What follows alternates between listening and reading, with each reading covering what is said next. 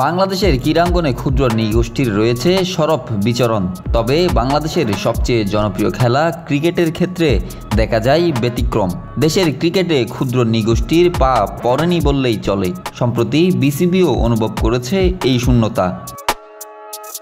এবার অবশ্য ক্ষুদ্র নৃগোষ্ঠীদের ক্রিকেট দুনিয়া আলো করার সুযোগ থাকছে। প্রথমবারের মতো পার্বত্য জেলা খাগড়াছড়ি থেকে বাংলাদেশ অনূর্ধ্ব 15 ক্রিকেট দলে জায়গা করে নিয়েছেন একজন ক্ষুদ্র নৃগোষ্ঠী ক্রিকেটার।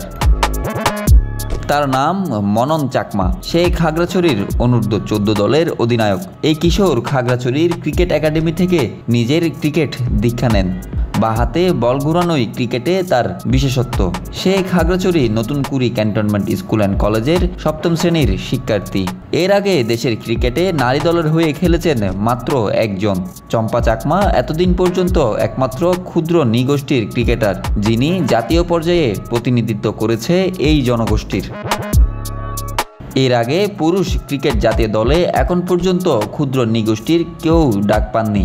জাতীয় দল তো দূরের কথা, জাতীয় লিগ বা প্রিমিয়ার লিগেও এই গোষ্ঠীটির খেলার বিষয় স্মরণ করাই যেন বেশ দুরূহ অবস্থা ক্রিকেট সংশ্লিষ্টদের।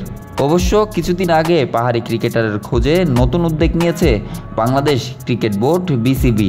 পাহাড়ে বসবাসরত মানুষদের ক্রিকেটের সাথে অন্তর্ভুক্ত করতে রাঙামাটিতে ভেন্যু সংস্কার ও আগামী বছর থেকে ন্যাশনাল ক্রিকেট চ্যাম্পিয়নশিপের ম্যাচ আয়োজনের পরিকল্পনা করছে বিসিবি।